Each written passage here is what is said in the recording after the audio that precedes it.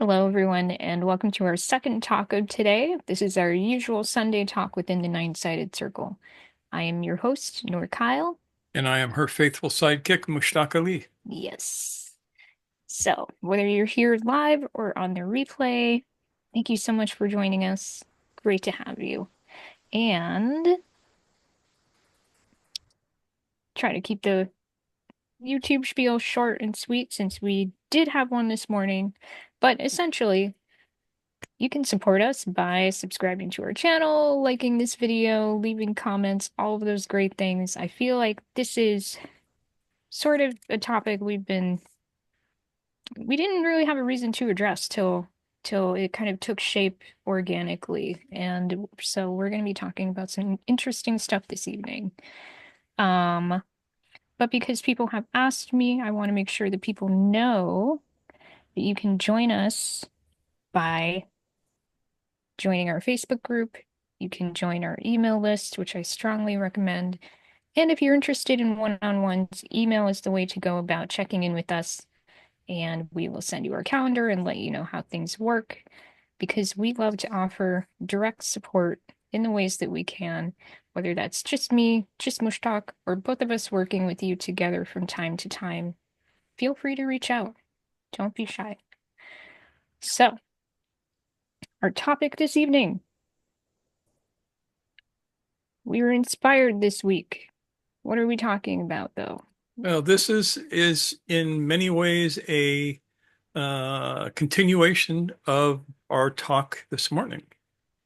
Uh, what did we entitle this talk? Had a catchy name. Yes. It's so catchy that I don't remember it off the top of my head. I'm trying to pull it up right now. It is, yes. Being awake solves all your problems. It said nobody awake ever.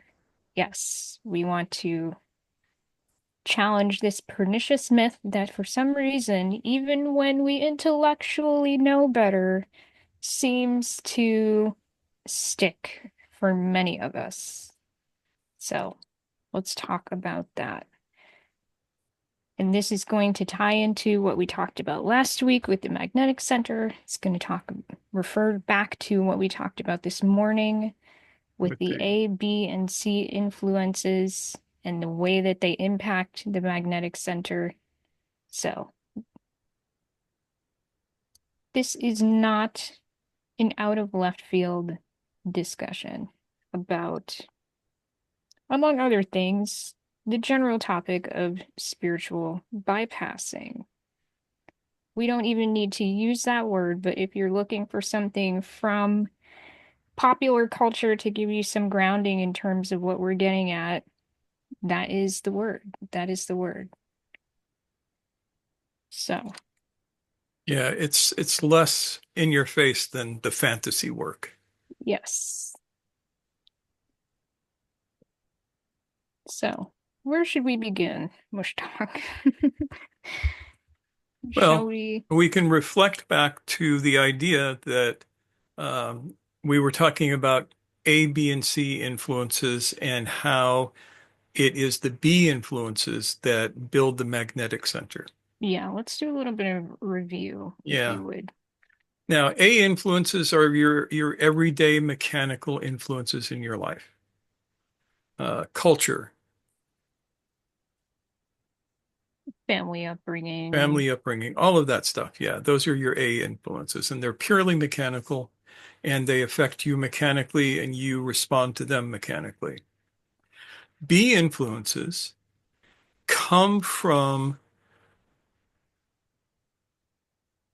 a person who was awake in some form or manner and created a religion or a philosophy or uh, a beautiful work of art or something along those lines. And Ritual. yeah, Yeah. and they inspire you towards the work. And it is the B influences that begin to create the magnetic center, which is what draws you into the work. Yes. As we discussed this morning, we can think of the magnetic center as our impulse towards truth. Yeah. which typically becomes stronger over time as we're exposed to more and more B influences. Now, the problem is that B influences, though they start out as a conscious act, um, get mixed with the A influences over time. So you have a great teacher, say Siddhartha Gautama, and he tells everybody the truth. And then he dies. And everybody goes, oh, we need to enshrine what he said in some way so that we can pass it down. And it becomes more and more stagnant after that until all you have is people who pray to statues of the Buddha and don't do what the Buddha told them to do. And it's the same with every religion Don't we over know time. it? Yeah. So that's the problem with B influences. And that means that uh, you have an opportunity because B influences are still under the law of accident, of hazard.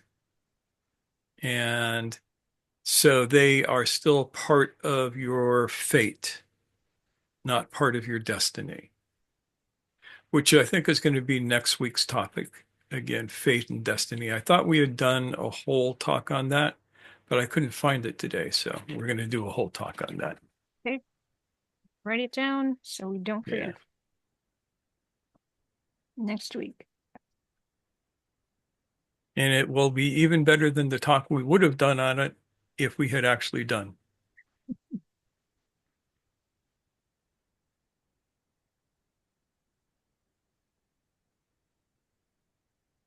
So we must always remember that the B influences are uh, laced with mechanicality. Is that a word? Should be a word. I'm Let's making it use a it. word. It's a word now. It's a word now. And when that happens, you can do this thing. Can you describe the thing for us, Noor? I want you to get in on this because you got all of these papers now that say that you know about this stuff. So I guess I do now. Okay, yeah, so yes. We are going to borrow the definitions applied to spiritual bypassing, but I think you'll see that it really dovetails with other terminologies we've used, like doing the fantasy work and getting lost in stories and confusing states with stations and all of these things. So, back in the 80s, that was when this term spiritual bypass first came into common parlance. That's when it was coined by this psychologist who is also a Buddhist teacher.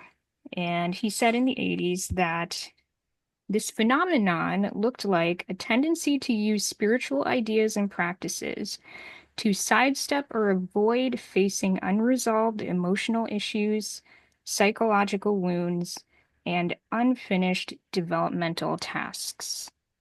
There you go. That's where we start out. From there, people did expand on this term.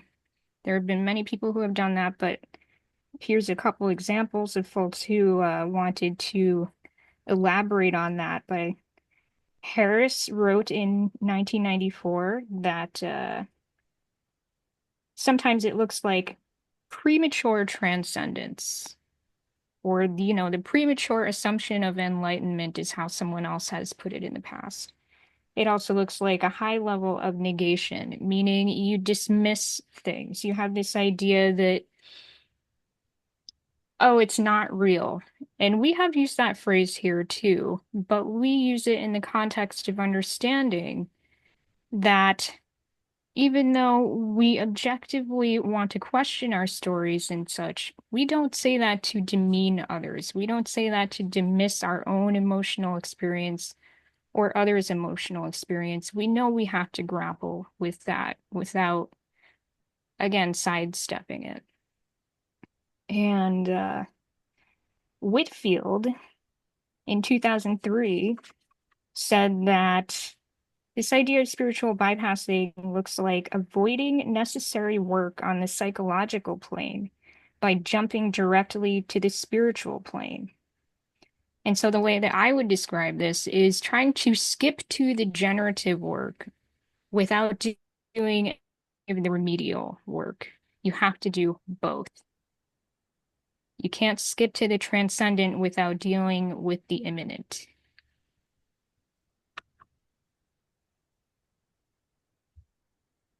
So, some of the ways this can manifest according to the literature, but I'm sure we can all introspect and find ways that this manifests for each of us. Here's a list. We have emotional alienation and repression, excessive detachment, too much emphasis on the positive side of development, blind or overtly tolerant compassion, minimization or negation of one's quote unquote less desirable habits and qualities. Viewing everything, including suffering, as illusory, as a way to escape suffering. That's kind of circular thinking, but there you go. Disregarding the personal or mundane in favor of, the esoteric and the spiritual and woo-woo stuff. Exaggerating certain aspects of development. And most importantly for us, illusions about one's own awakening. Got to be careful about that one. That is by far the biggest one. Yes, Yeah. I remember Baba Ram Dass. You all remember Baba Ram Dass? of Fun guy. course. He taught for years, and then one day he said, you know, all these years I thought I was detached, but I was actually just dissociated. There's another word. Yes. Yeah. Yeah. And he then went back and did the work that he was dissociating from. So he caught himself. Yeah, he caught Yes. himself. Yeah. So what happens when we don't have an awareness of this process or this phenomenon?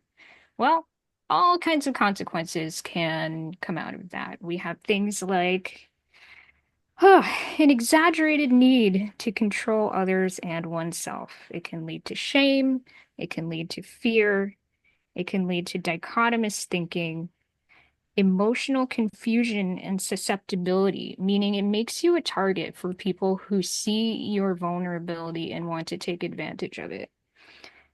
It can give you a high tolerance of inappropriate behaviors. It can lead to a tendency of codependency.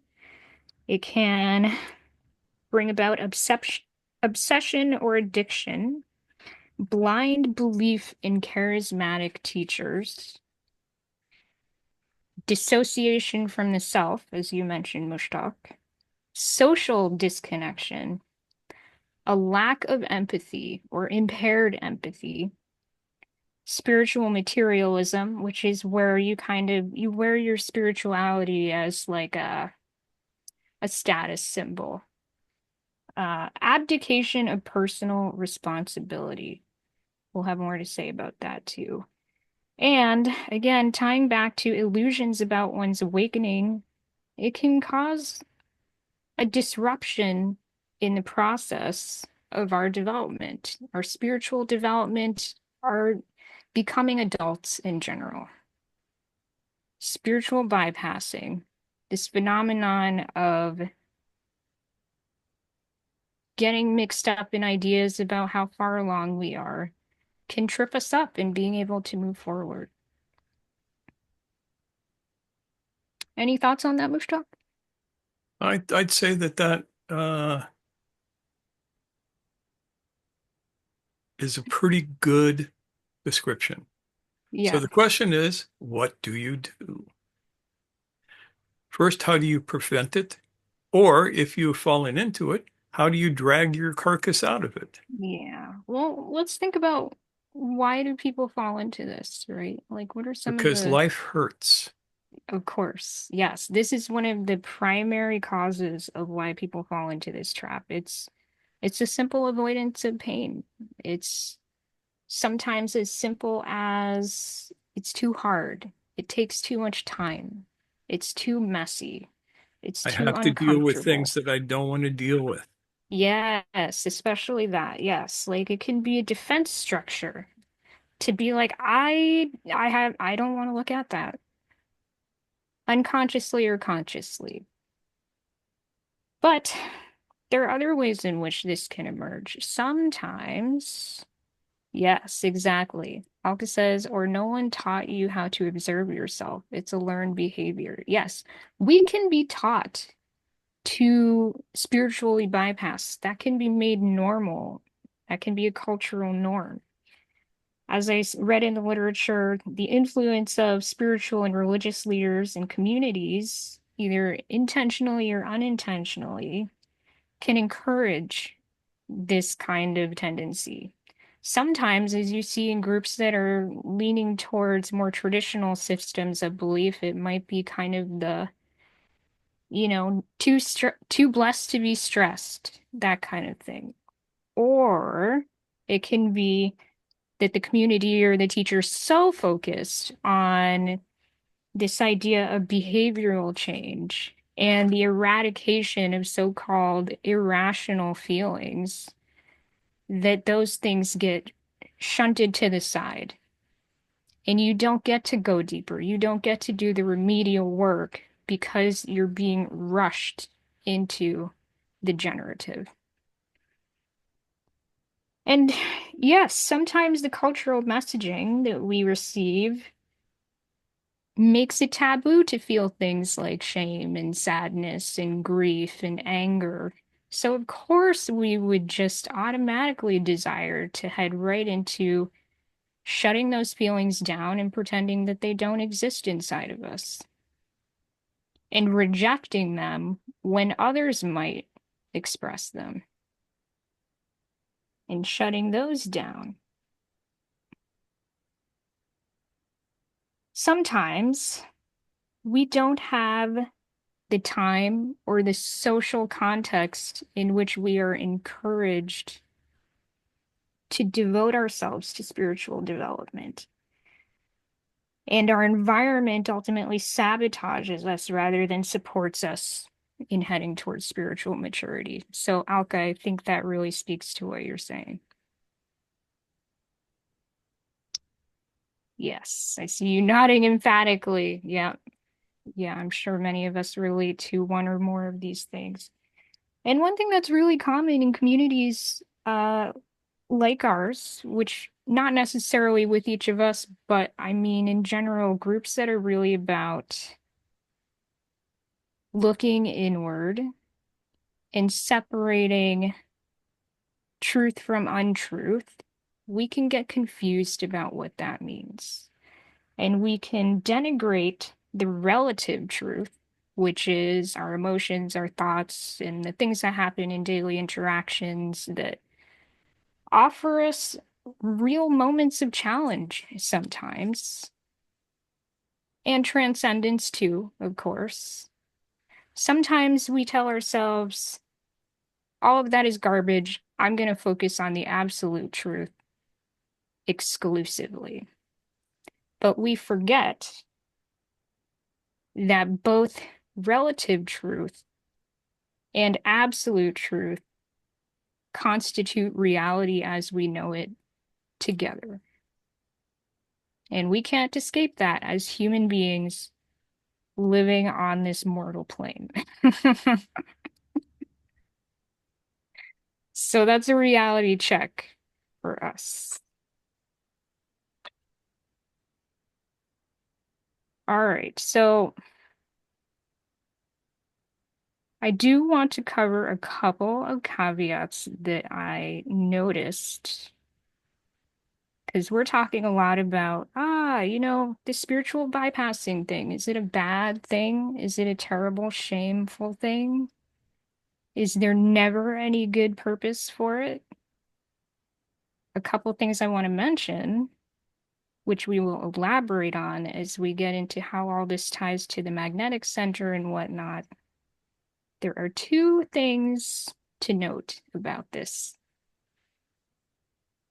First of all, I think we all experience this tendency towards spiritual bypassing at one point on our spiritual path, no matter how serious we are about getting real. It's pretty much inevitable that at some point we will fall into the trap of thinking we're farther ahead than we are, shutting off our emotions because they make us uncomfortable and we don't want to deal with them, or we get in conflict with someone and we don't want to address that conflict because they're toxic or the situation is toxic and we don't want to get involved with that. We don't want to disrupt our own peace. Well, there's something to be said about what we might be learning from those situations if we chose to address them head on with intentionality. So, the fact that many of us fail to do that from time to time for whatever reason, using our desire for inner peace and whatnot, give yourself some grace. We've all done it, we'll do it. And secondly, there is one case in which we can see this as an adaptive tendency. And that is in the case of being in a high stress, perhaps traumatic situation where we need to use our coping skills. We need to find a way to protect ourselves and get through whatever the situation is.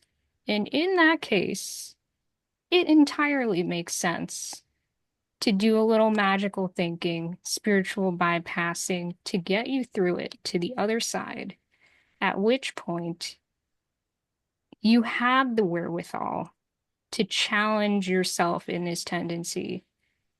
But you have to get there first. And so I want to hold space for that before anyone leaves thinking, well, is it always bad? Like, if I'm, if my house is on fire and I'm thinking something along the lines of, well, whatever God wills and this was meant to happen and things of that nature, who are we to tell you otherwise? This is a crisis and you Yeah, deserve enjoy your support. house burning. Yes. We're Yes. down with that. If your lover dies, are you not allowed to grieve? I mean, these are things that really people should be holding place for instead of Yeah. Of course, grieving is not necessarily spiritual bypassing. no. But some Yeah, people might say, the suppression of grief would be more likely to I be. think you're right to clarify on that. Absolutely. Yes, I think that's what came to mind was one of the examples was, you go to church and you are crying at someone's funeral and someone says to you, "Oh, don't be sad, they're in a better place now." And yes, that And you hit person them in is the upside the head with the that guy's person is urn. Whack. spiritually bypassing and encouraging you to do the same. Yes, that's what I'm referring to. Yeah. So you do what you gotta do. Get through it. Other than that, if you're in a place where you're looking to investigate this tendency in yourself to evade negative emotions, to deflect conflict, to rationalize excluding people that you deem unaligned, and just like bing, flick them out of your life, and you don't want to confront your inner self, and you find yourself giving either too much or too little to other people and using spiritual excuses for that and rejecting obligations. People are depending on you for various legitimate reasons, and you opt out for, you know, because you need to spend more time doing your rituals and like you can't be bothered with the things that they're asking of you. Whew, let's go deeper. Let's see what that's about. And it's important if we're on this path to be able to do that. What are your thoughts, Mushtaq? I think you're doing great. Carry on.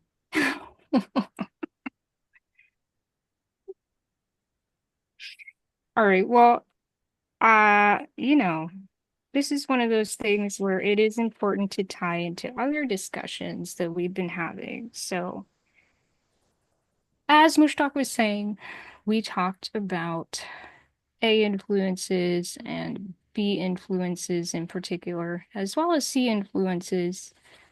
We'll tie that in a few moments, but this is what happens when we confuse, when we confuse A influences for B influences. And when we start to allow B influences to get muddled up Yeah. with We have to mechanicalness. remember that B influences are still mechanical. Yeah, yeah. They still have that pull towards the mechanical. They have become mechanical. Yeah, one of the differences between A and B things is that A influences are always fate-based, as we talked about. They are what they are. You can't change them. You have received what you have received from your ancestors, from your culture, from your genetics, whatever. But B influences, they may or may not have the capacity to offer positive change. It really Yeah. depends on, B influences have the capacity, but they are often completely muddled with junk yes. because Yeah. they start with something real. They Hmm. start with something awake. And then they start getting all of this detritus upon them from the mechanical world. Detritus. I love that word, detritus. Yes. Yep. So you get Jesus of Nazareth, who taught amazing things. And after he died, people started adding stuff to what he taught, taking stuff away from what he taught, misunderstanding what he taught, all of this stuff until we have evangelical Christians who call what he taught pinko commie bullshit.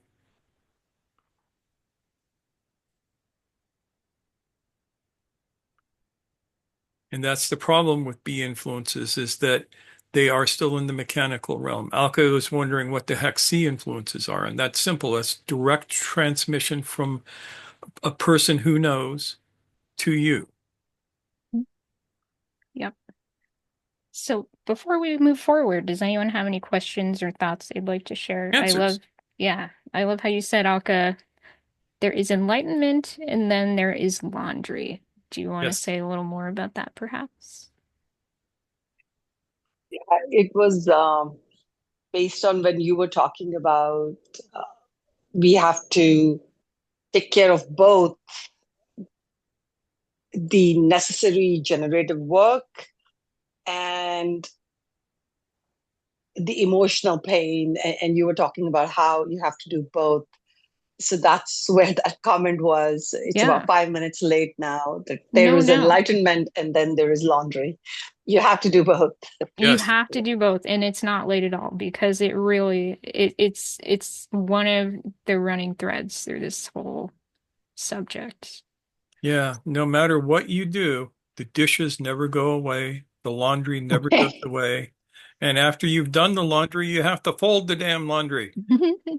Yeah. Never ending. I mean, yeah, but I have to. I'm working with a friend of mine, and it was one of those blind or overly tolerant compassion she has towards her really, um, I would call it very emotionally childish husband who thinks being husband means you have to be decision maker and there if anybody else has emotions and things like that. Um, and how she is completely believing the shame and the rejection that she'll have to go through if she's not a wife anymore, right? Like it's really, really hard. So so when I talked to her, I didn't have this word spiritual bypassing. She's blaming all the astrological charts and past life. And I'm like, what are you talking about? Right? Hmm. I mean, I understand a small belief in it, but these are not truth. And so these are beautiful. I love this word, spiritual bypassing. I did not know about this. So, It is a so great true. word. Yeah. Yeah. We all have to, but I understand she's using all of that to build enough inertia to get out of whatever emotions she's going through. But I also hope that she doesn't just go into that rabbit hole Yeah. and try Yeah. to only solve that, right? So Right. yeah. Yeah, I see what you're saying. She's coping. This is her way of coping and hopefully building momentum in order to take whatever next steps she may need to take. But as you say, it would be,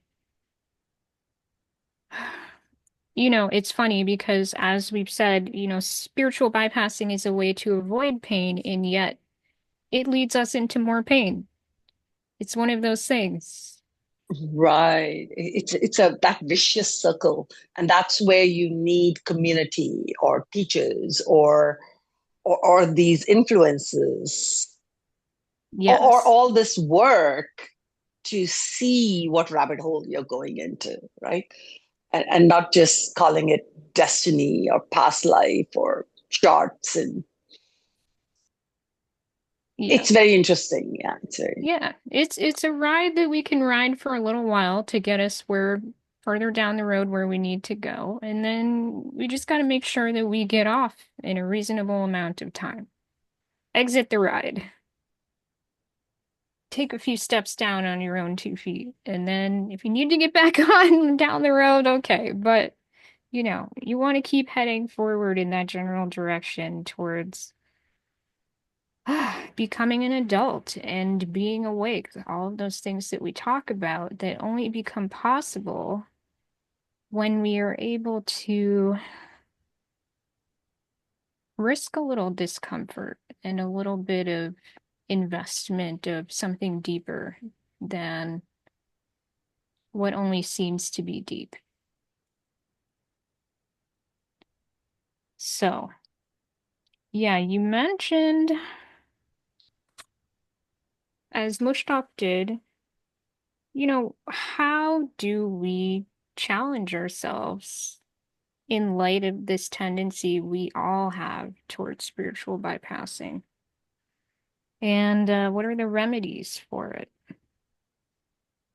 Well, some of the most basic remedies are, as we're doing here, building an awareness of this phenomenon of spiritual bypassing so that we can recognize it both as something we have done ourselves, but that we observe other people do so that we can get a feel for it. And even if we fall into it, being able to say, oops, I did it. I was doing that thing. Okay, I see it. Also, understanding impact as well as intentions. So that goes for us as well as other people's. So most of the time when it comes to spiritual bypassing, in fact, I would say almost all the time, spiritual bypassing because of some well-meaning intention. And sometimes avoiding pain is that well-meaning intention. Sometimes it's helping others avoid pain. But the impact, unfortunately, can be minor or it can be devastating because sometimes it ends up looking like abuse, unfortunately, abuse of spirituality. Like, as we were saying, when someone is grieving and you say to them, oh, don't cry, don't be sad, they're in a better place now. And you're basically telling them to get over it.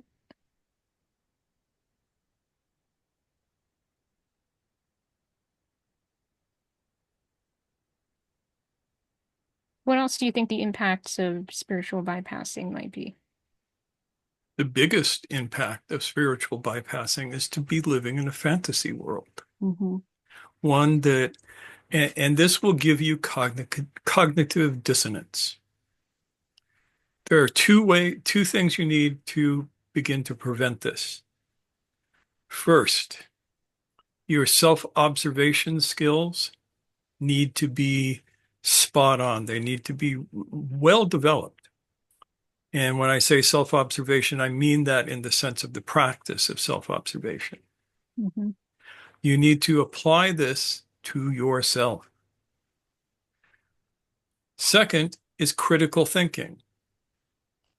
Critical thinking is absolutely essential to avoiding getting stuck in spiritual bullshit. And we can laugh at that, but it keeps you out of the cults. Mm-hmm. So right now, almost every Gurdjieff school I've encountered is a cult. I can think of maybe one that isn't, at least not at the moment. Yep. But And they insist that you believe everything that Gurdjieff said, usually without question.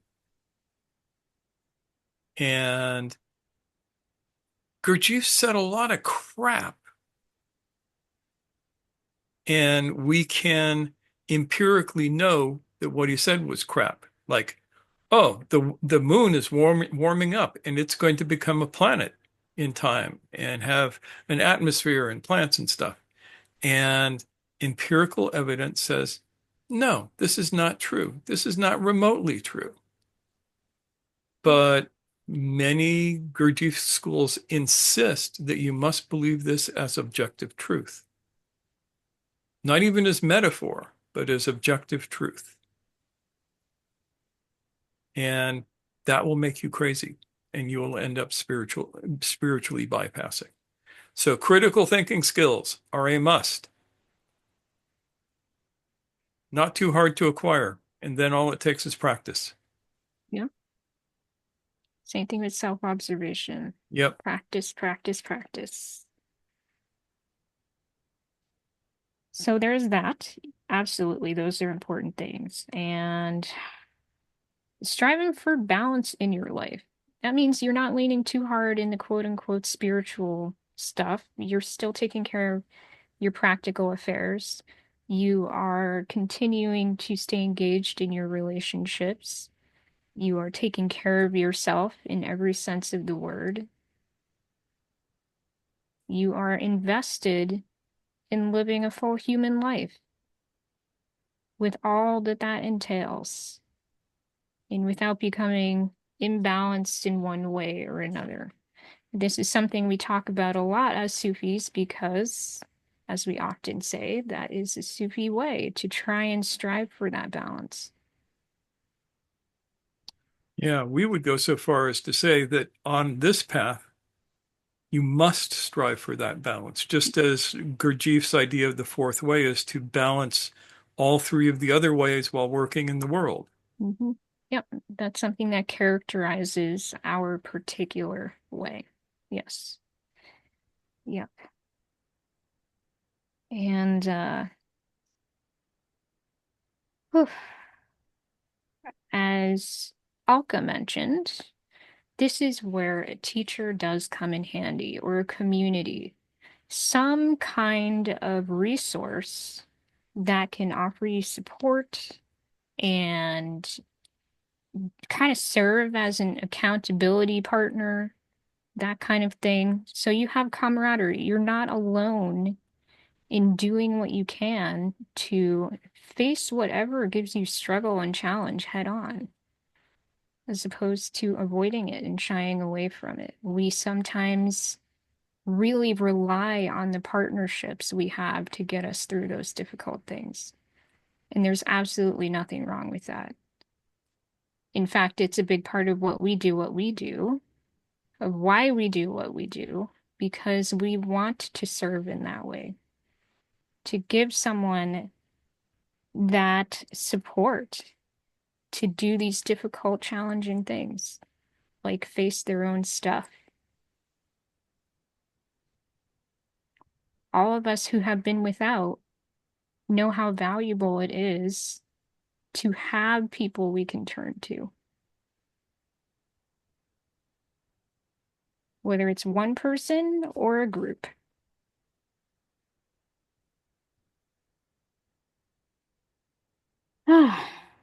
And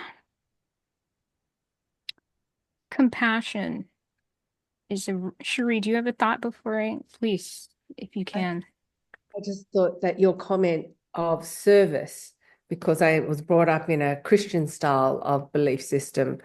And so you're saying that everyday life, if you have the right intention and the right attitude, is practice. It is practice to serve with that intention of not avoiding those difficult things. Because this week we're interring my dad's ashes on Wednesday.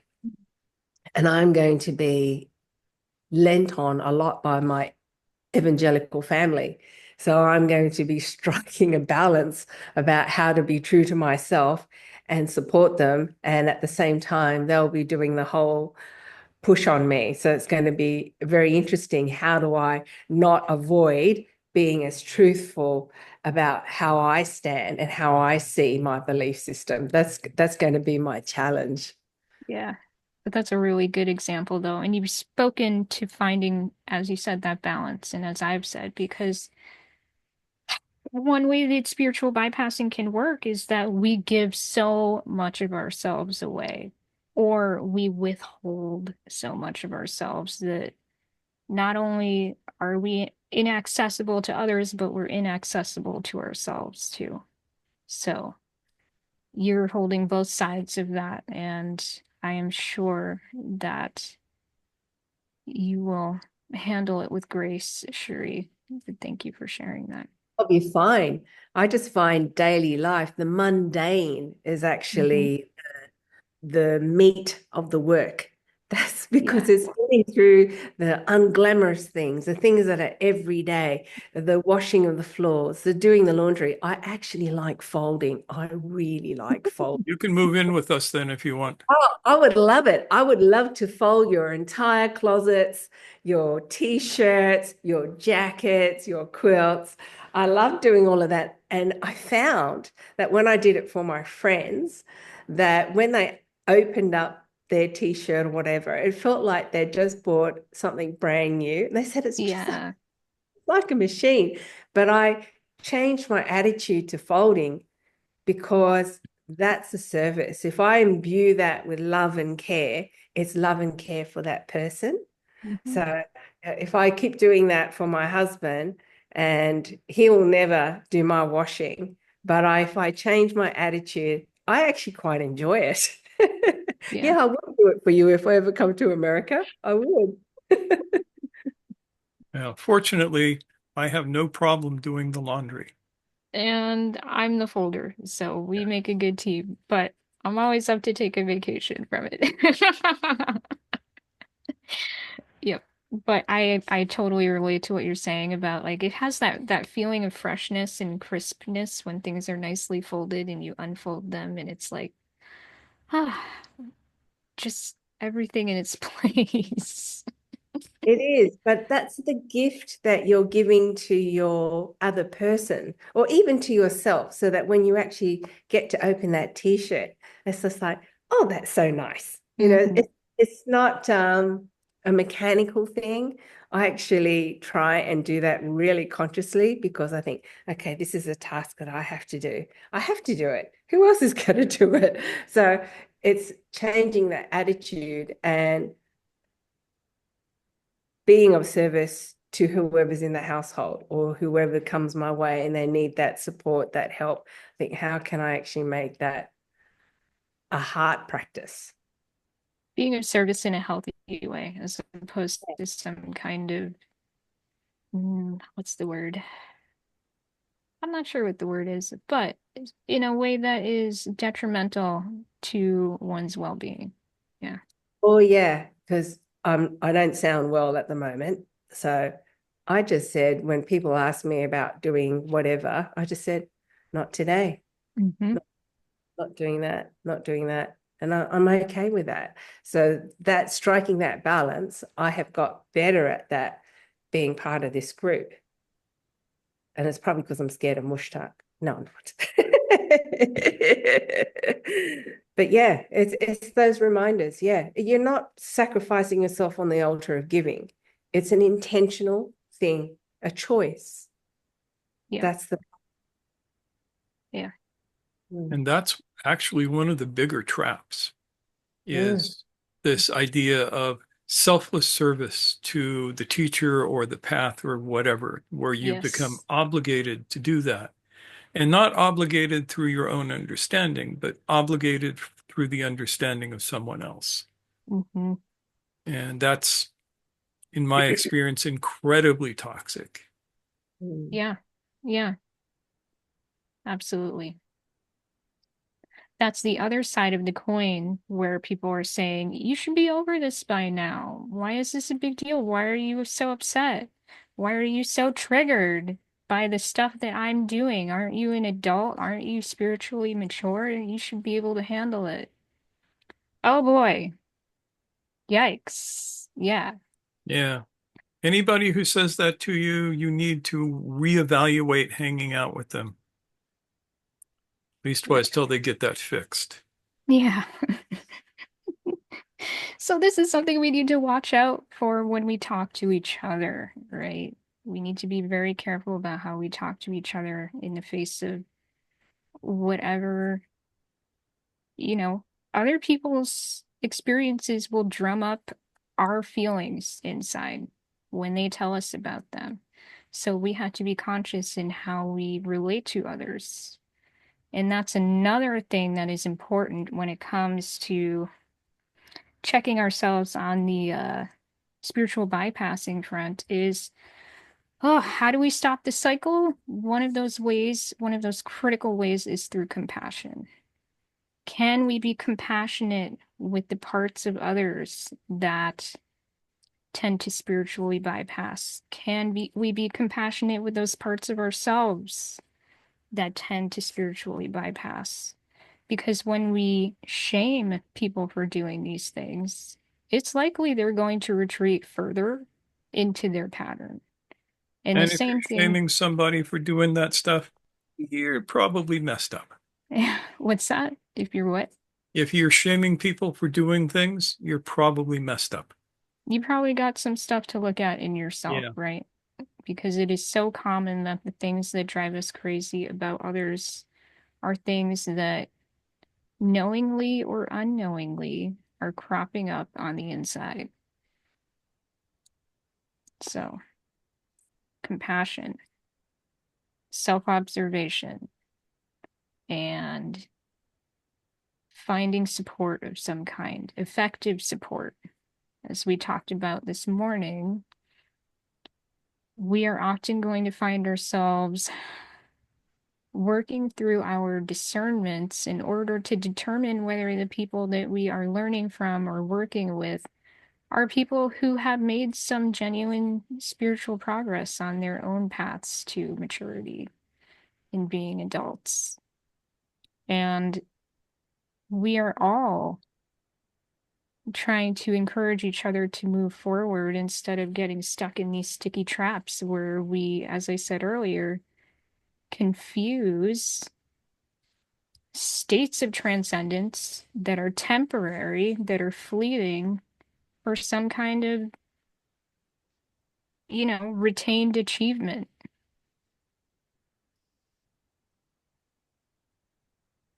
Book Yes. is full of pithy sayings today. Alka mentions that hurt people, and that is definitely true.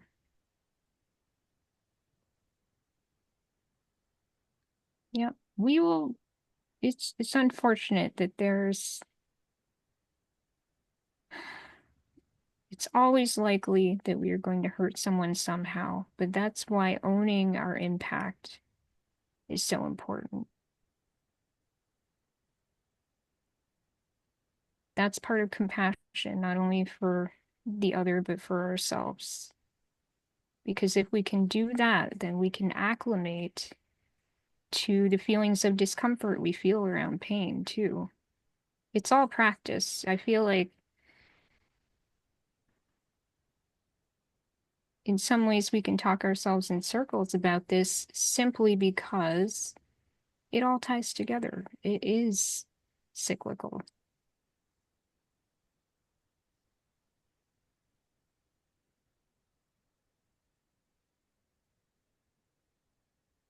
But one thing we may notice is that spiritual bypassing is a mechanical behavior,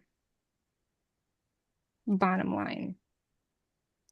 And so this is going to be one of those things that we will notice if we have any sense of a taste of awakeness. We are going to notice that sleeping people do this all the time. You kind of alluded to this, Shuri, right? Like with your family, and Alka, you as well alluded to this. So, ah, we can practice compassion for that as well, and a sense of tolerance for it, because this is a very common way to get through life.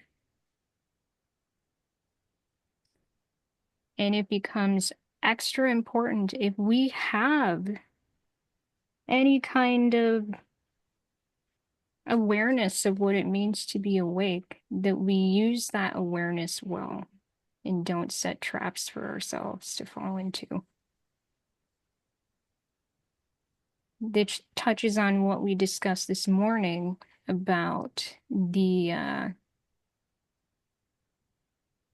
forming of a healthy conscience, the forming of a healthy magnetic center.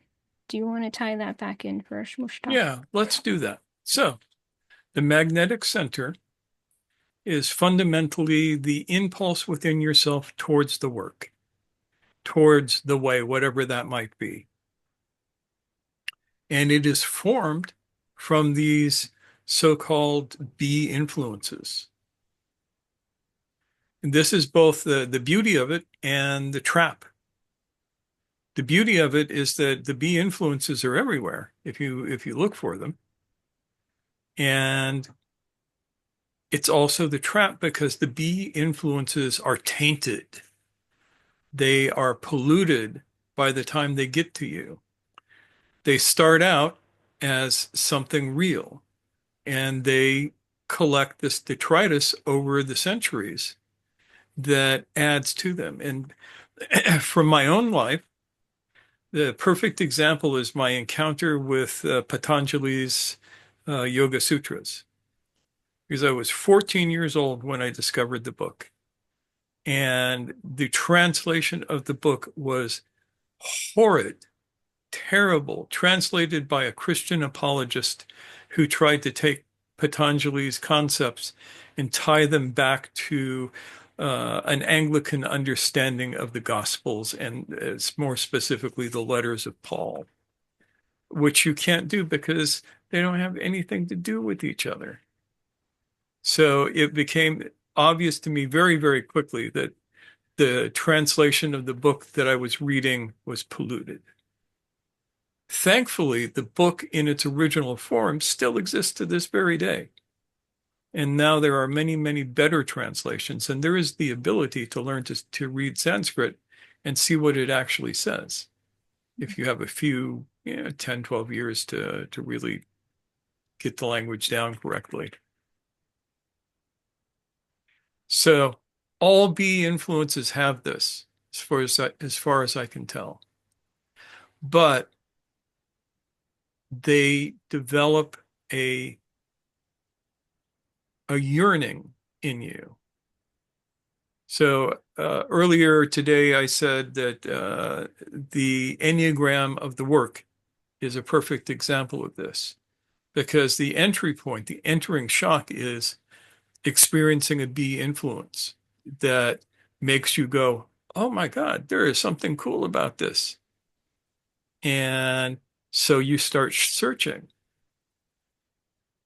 You are gathering information and finding practices within the B influences that you have been dealt, right? You read, if it's you got it through Gurdjieff, you read Gurdjieff's books and go, what the hell is he talking about? And then you read his students, and some of it makes more sense. And there are practices in there that you can begin to do. And then if you do this enough, there will be a shock. There will be the first shock point, which will be uh, meeting somebody who can give you direct transmission.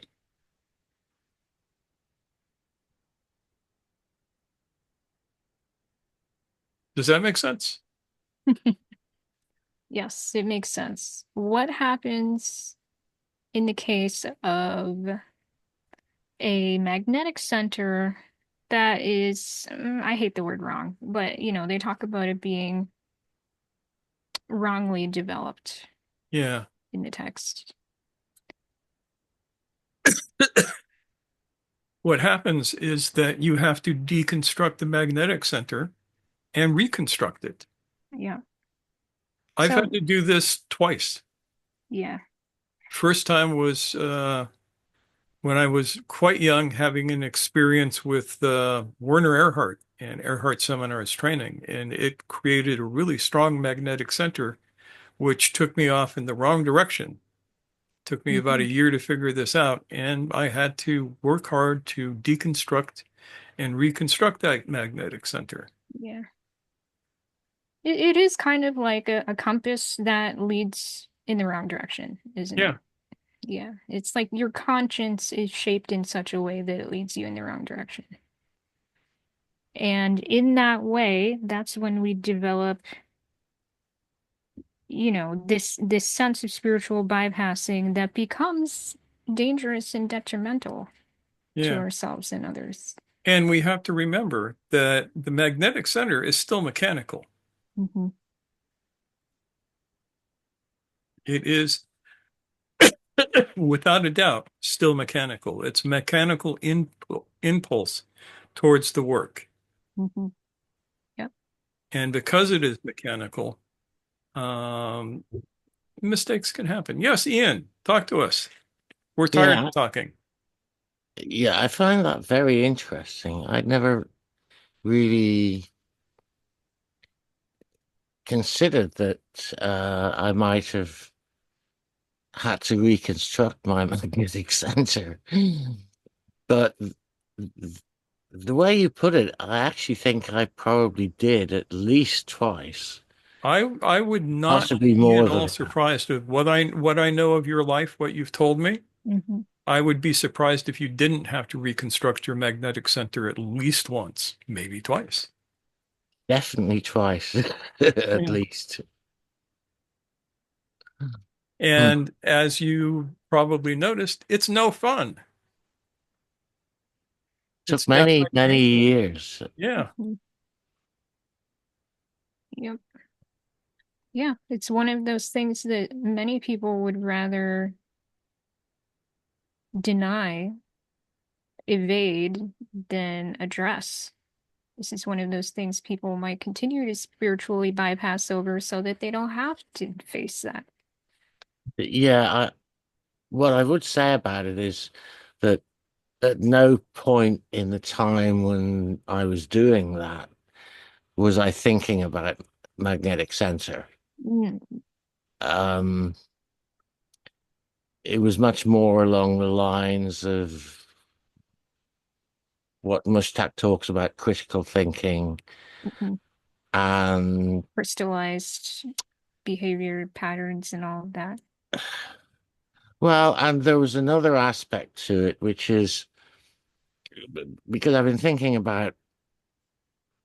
I mean, had a lot of experiences when I was younger were that certainly led me in, should we say, misleading directions from one way or another. And I've been trying to think of, is there a way I can really talk about that in a reasonably concise manner? Um, and I think one of the things is that very early on, I sort of developed this notion that I wanted to be a seeker of truth.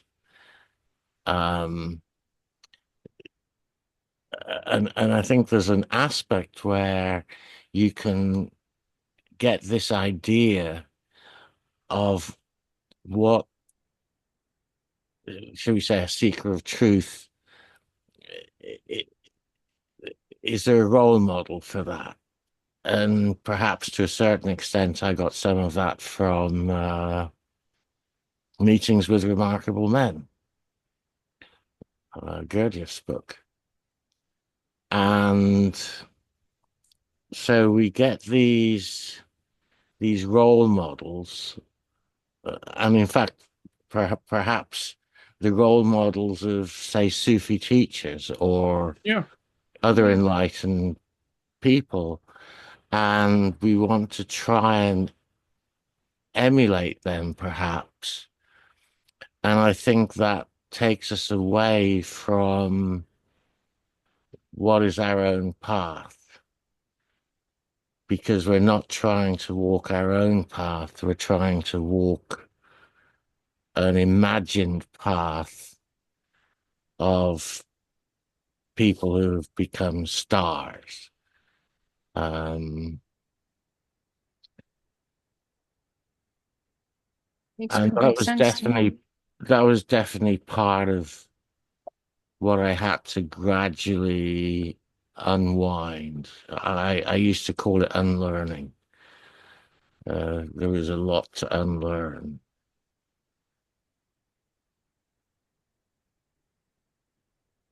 Uh, that's probably enough for me to say. Right? Yeah.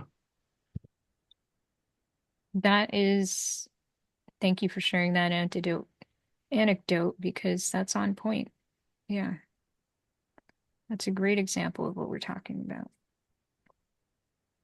Any other thoughts? Because we've covered basically what I wanted to cover. Have you Yeah, covered what you wanted to cover, Noor? I think really the closing thought I have is that, for a long, I think I said this already, but just to normalize this, humans have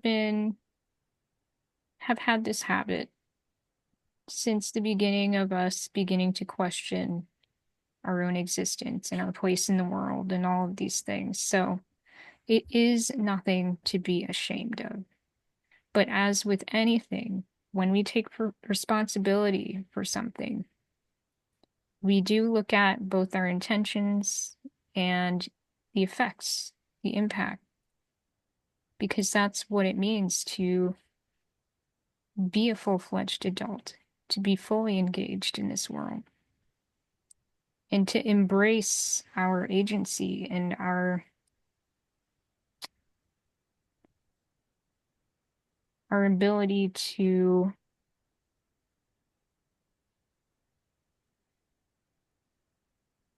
hold within us everything that is really magical about being in this world. Ian. Yeah, there was one other thing that occurred to me that um, I think it's worth talking about, which is that in, say, the very early days, I became involved with a teacher in a group. And while there was genuine core to it, there was also a lot of baggage. And a lot of the baggage involved the culture around the group. And part of that, when I look, particularly when I look back at it, although I saw it e- e- e- even back then, which is one of the reasons why I left it for a while, um, was peer pressure. And essentially, a movement, particular among many people. I can't say I wasn't immune to it, but I wasn't as deep in it as some people were, where they wanted status. Um, and so there was. I'm trying to remember exactly the sort of phraseology. You didn't want to be in your mind, and so if you did something that other people thought was not great, they would say, "Oh, you're in your mind," and so it was very hard to be genuine, and that was really all a result of the peer pressure. And eventually, I wanted out of that and moved out and threw out the baby with the bathwater for a while. Mm. Yeah. And you also have the problem of the idea that being in your mind is somehow bad. Well, that was a core tenet of the baggage. Yeah. And that's a problem. Yeah. Yep. That's like saying your left eye is bad. So always walk around like this. Yeah, yeah. This is that imbalance factor. When that is encouraged and kind of set as the norm, it leads to things like you're talking about, Ian, the peer pressure of conforming to this way of being that forces people to silence parts of themselves And to pretend. and to pretend. Absolutely. Yeah. So it sets up that cycle, like I was talking about, where everybody reinforces their own bypassing, Yeah, very much. encourages and reinforces. Yeah. Okay. Well, I think who haven't we heard from? We haven't heard Amelia. from Amelia. I don't want to put you on the spot, but if you have anything you'd like to Yeah. share, you I'll are put you on the welcome. spot. What do you got to say? Yeah, I'm trying to. So is there like a a whole spectrum of influences in between all three of these classes? It's just more like kind of These classes are fairly generalized, so they edge up against each other. hmm. Yeah, because I'm trying to figure out if there's any C influences that I've already been exposed to. But it seems like, you know, it's more like in between sort of than meeting the definition perfectly. Well, if you say so. Okay. I Yeah. guess I'm figuring that out. Did you get the chance to see the talk earlier today? Yes, I did. Okay. Good. That's the first step. All right. Thank you for sharing, Amelia. Rad, do you have any last thoughts you might like to share?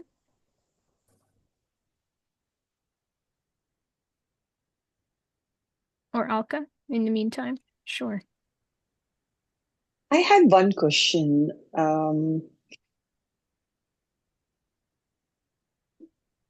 As a part of the journey, we develop our own, like we get awake, what I would call it. Like what we were talking about, the self-observation should be well developed. We really start observing ourselves. Is that what in Hinduism, we call it, we become our own guru. We don't need a guru then. Like the guru woke us up, the sea influence happened. But after that, the journey is ours. And that's the self observation, which is well developed. Yeah. Is, There is a is that process. right? There is a Yeah. process that happens between the inception of the sea influence and the uh, point where you're no longer needing it. Gurdjieff referred to as the staircase. We talked about it a little bit this morning, so go and watch that talk. But Okay. yeah, there's a period where you need the teacher. When you get from the beginning of the staircase to the end of it, the use of the teacher is much less. But as my teacher used to say, he we use the term sheikh. He says, if you have no sheikh, you have shaitan as your sheikh. Mm-hmm. Right, right. That I think it's still the last breath you need that sea influence and and self-observation, that combination. Now, after you get through what Gurdjieff calls the staircase, the usefulness of the teacher is in pointing out to you when you're full of shit. That's that's what I'm saying. And Till I last can I breath. can attest to the fact that you need this for the rest of your life. Right. Because no matter how wise you are, you can be full of shit.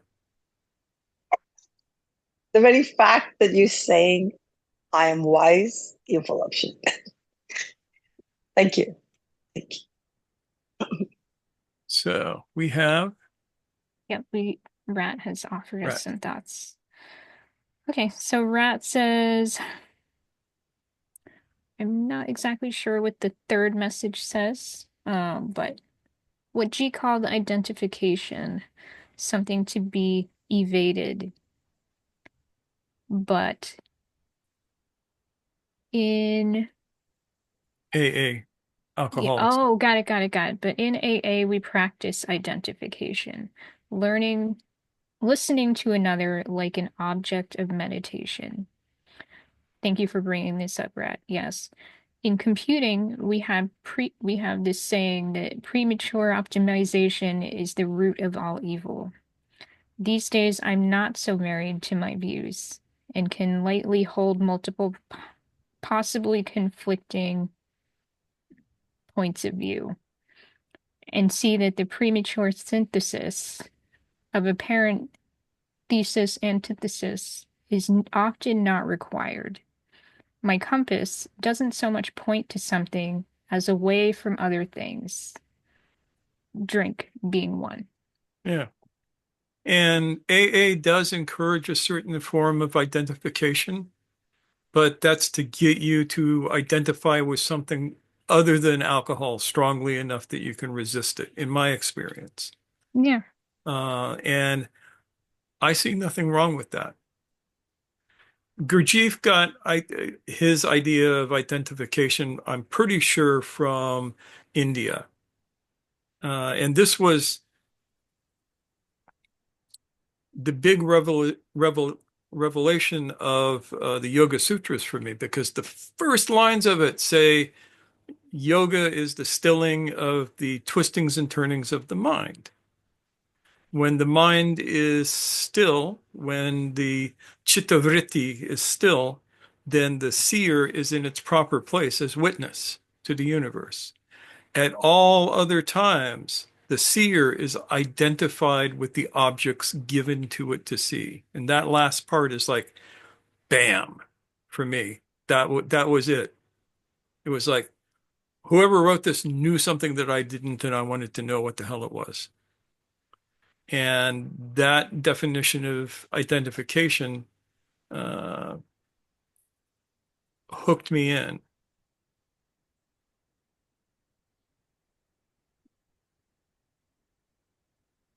Rat says, thank you. Yeah, and other than that, it's whatever works for you. That's the idea, isn't Yeah, it? If it's it is the working, idea, whatever works for you. it's working. Yeah.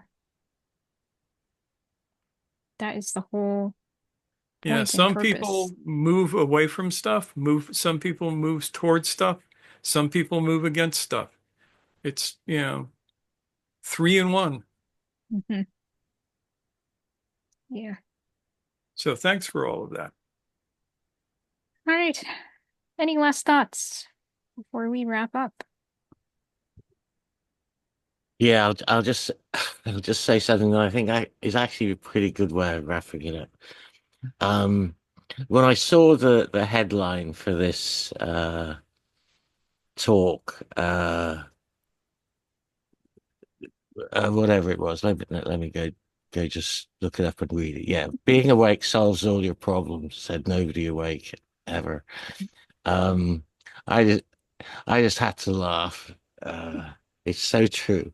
Hmm. And my longtime teacher had a different way of putting it. He said, "Your problems will always be with you." And I actually turned that into something which I call the law of conservation of problems. Yeah, I I mean, like that. it's nothing to do with being enlightened. I mean, it's true in the mechanical world. It's true in the enlightened Yes. world. Uh, there will always be problems. Yeah. I love that so much. I'm writing it down, Ian. I'll give you credit. Yeah, the thing to remember though is you can get rid of your problems, in which case you will get all new, fascinating, interesting, glorious problems, better than the problems that you had before. I Yeah. think there may be a certain weight of problems that we all need to carry for it to act as ballast to keep us from drifting off. Yeah. And it's one of those things where we have to allow others to take their own journeys and walk our own journeys as well. We can't trade off. We cannot dump on other people. We cannot carry theirs for them. So these are all important things that we have to grapple with. I think one of the classic examples is lottery winners. The number of them who have even worse problems. I mean, they've solved their money problem, but for a while, but the numbers of them who end up having serious problems later on is just astonishingly large. Yep. Yeah, I'm hoping to have some of those problems one day. I wouldn't mind myself, but I'm a mathematician, so I know what the odds are.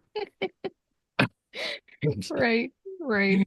I Well, wouldn't buy a lottery ticket for any reason whatsoever. in the meanwhile, we'll work on the detritus in front of us, right?